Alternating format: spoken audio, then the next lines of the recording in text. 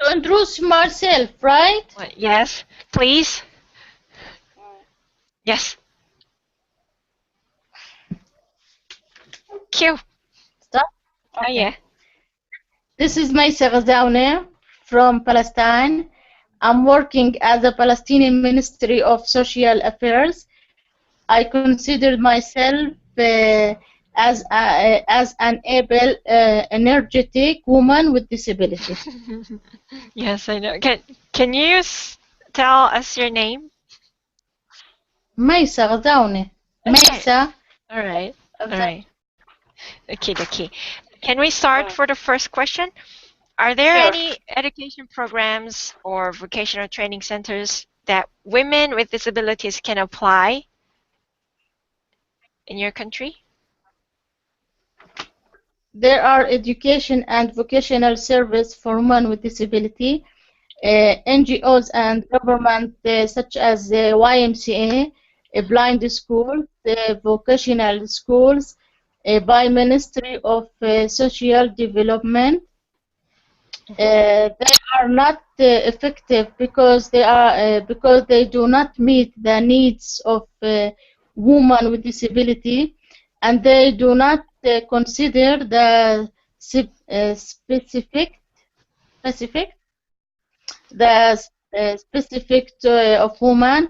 Anyhow, at the same time, the current service do not cover all of disability or Oh. all of disability types. Mm-hmm. So are they And, okay? Sorry, go ahead.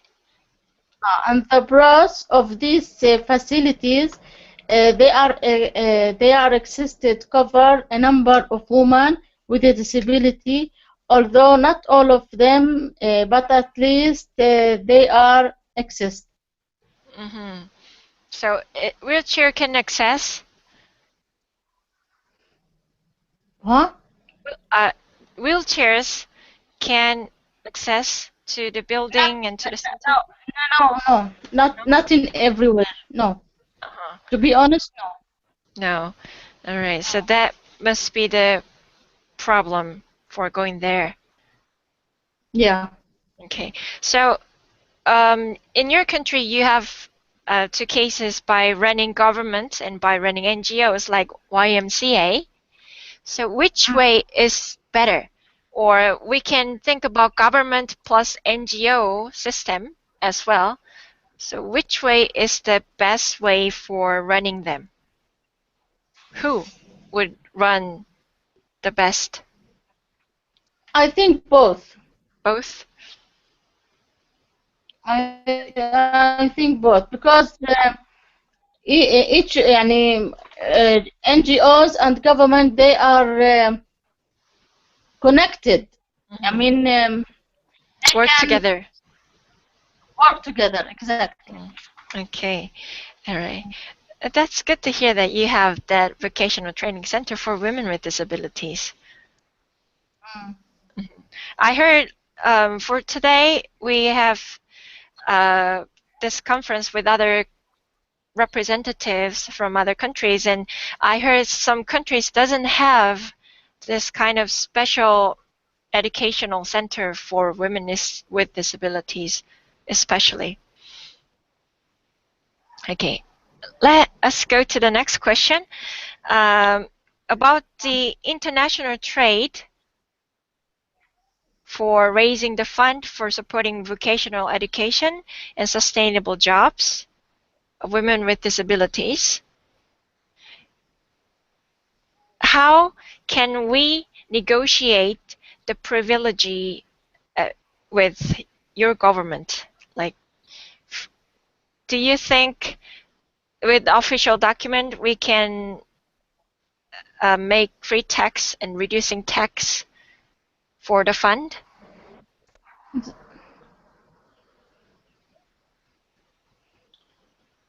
The cons of these facilities do not meet the actual needs of users. Mhm. Discriminate, discriminate. You know what's discriminate? Discrimination? Yes. Hmm. discrimination between disability types, lack of planning, no clear, controlled and allocated in the main cities. Oh, can you say that again? I lost it. The cons of these facilities do not meet the actual needs of users. Mm-hmm. Discriminate between disability types, lack of planning, no clear, control, uh, centralized Mm-hmm. location, um, Mm-hmm. allowed in the main cities. Allowed. You mean the center? Yeah. Okay. All right. For the last question, can you tell us your recent activities and news from Palestine? Yes. Yes, please. I truly believe I truly believe that women with the disability can contribute positive in buildings up sustainable Sus- sustainable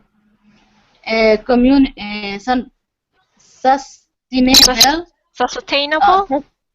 sustainable development started for Palestine community is large. Yay. So tell us about the progress of your organization uh, process now. With the WSTP Mhm. in Palestine. The main process is to have bright for tomorrow, and to change the bad condition, the difficult condition for women with disability, especially in this country, because this country have a special condition. Yeah. Mm. Okay. Thank you for your participation, and I hope we can see you next month as well. Thank you. Thank you. May I go to the Rachel now? Sure. Okay. Hi, Rachel. Hi. Okay. uh, Yes. yes. How are you? I'm fine. And how are you? Oh, yeah, I'm Yeah. good. Can you put your Yes. camera a little bit down? I can see only your top of it. Okay. Thank you. Okay. You I can see me know. now? Yes, Yeah. it's good. Okay. All right. Yeah. Can we jump into the question right away? Yes, sure. Yes. Uh, so the first question is, are there any education programs or vocational training centers that women with disabilities can apply in your country? Before your answer, please introduce yourself shortly. Name, nationality, job, and career, please. Yes. My name is Mrs. Rachel Kachaje. I'm from Malawi, and I'm a Malawian. I'm a woman with a disability. I got my disability at the age of 3 due to polio. So I've that time, and I'm an activist promoting the rights of women and girls with disabilities. Although I've been in the advocacy promoting the rights of all people with disabilities in general, but now I'm so specific to women and girls with disabilities. That is why I had to establish an organization specifically for women, which is called Disabled Women Network. So that's and coming to your answer to the question which you asked about if there's any education program or vocational training centers in Malawi where women with disabilities can apply. I would say that in Malawi, yes, we have vocational training centers, but there are not many. We only have two vocational training centers, which were established by the government some years back. And every year they recruit different people with disabilities to go to these vocational training centers to various skills, be it tailoring, doing cosmetology, farming, and all sorts of things. They learn different skills at these vocational training centers. But the challenge that they face now is that when they finish the training course, the vocational training, and they go back to their various places where they live, they cannot continue with the trade because they don't have like a startup capital so that they can continue with what they have trained. So that's the biggest challenge that they face. Although sometimes the government, they give them, when they are graduating, they give them the startup capital, but sometimes they don't, because maybe government doesn't have those resources. They train the people with disabilities, including women, every year. They have that intake. And also, I think the other challenge with the government vocational training centers is that they don't take many people because of the financial constraints to run the vocational training centers. Instead of maybe having, for example, 200 people, they may take only 100, which is not enough anyway. But still, I would say we have those vocational training centers. And also the government, what they have done also is to, we have got technical colleges in all in the country, throughout the country. Government is establishing technical colleges in various country, I would say districts.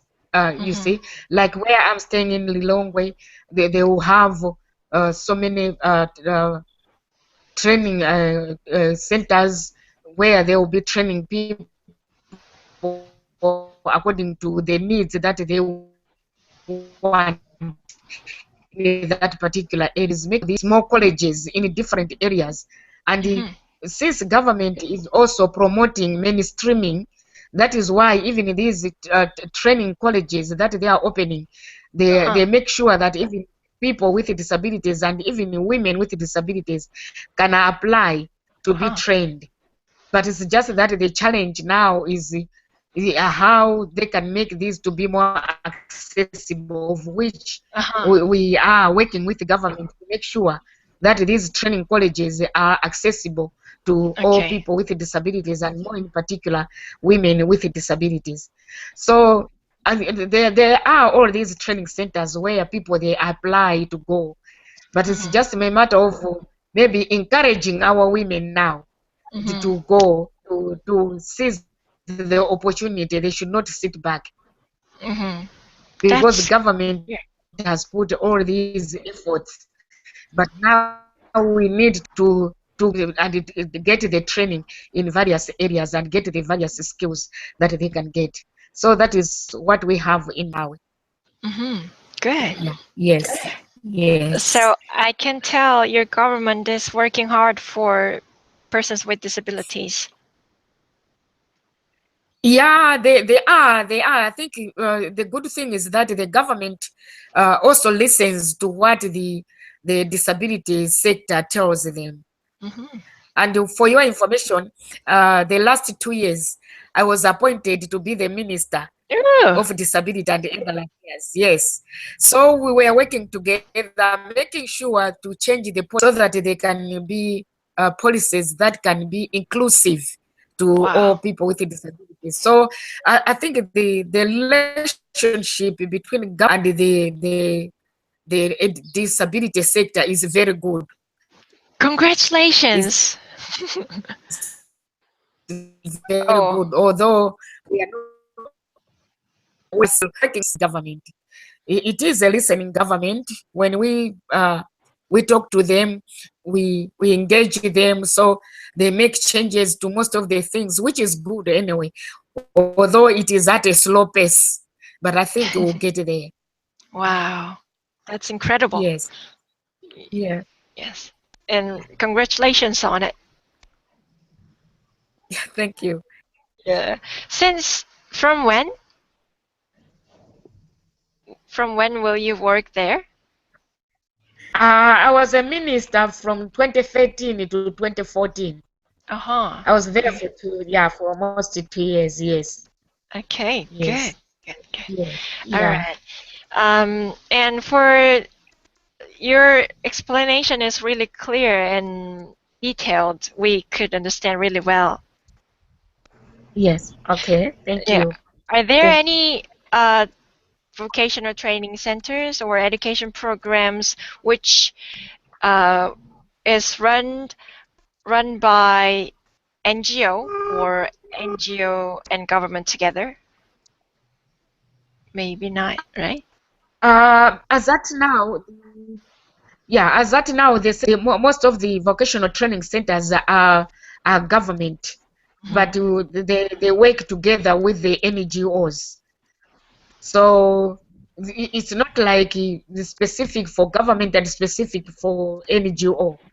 I think this setup, I think it's good to have the government and the NGO to work together, Okay. because you know because the government is a policy making body, and the Mhm. NGOs they do the activities and what have you. So if the two can work together, I think they can be complementing each other. That's my recommendation, that they need to be working together. Yeah. Yes. Okay. Okay. And for the next question, and Yes. yes, we've already talked about this before about international trade. Yes. Yeah, so now we have particular source, particular products we can Uh-huh. send, we can sell. So Yes. if your NGO or your government is willing to give a privilege like tax-free or tax reducing, we can Mhm. now uh, send and get the profit and make it as a fund for Uh-huh. educational center. Yes. Yeah, I think that one, there's no problem. We can negotiate with the government. We can discuss with them to say, this is what we want to do as women with disabilities. That if we could some items or products from our colleagues in South Korea, and what can they do to help us to reduce the tax incentives. So I think that one there's a possibility that we can negotiate and they can listen to us. It's just a Mhm. matter of maybe me going and engaging them of what we can do, after we agreed with you to say these are the things that we want. Then I can take that to government. As I've already said, that the good part is that I was already working with them. I think it can be easier. There's no problem with that. Mhm. Yeah. So, uh, have you checked our email about the international trade? What products do we have?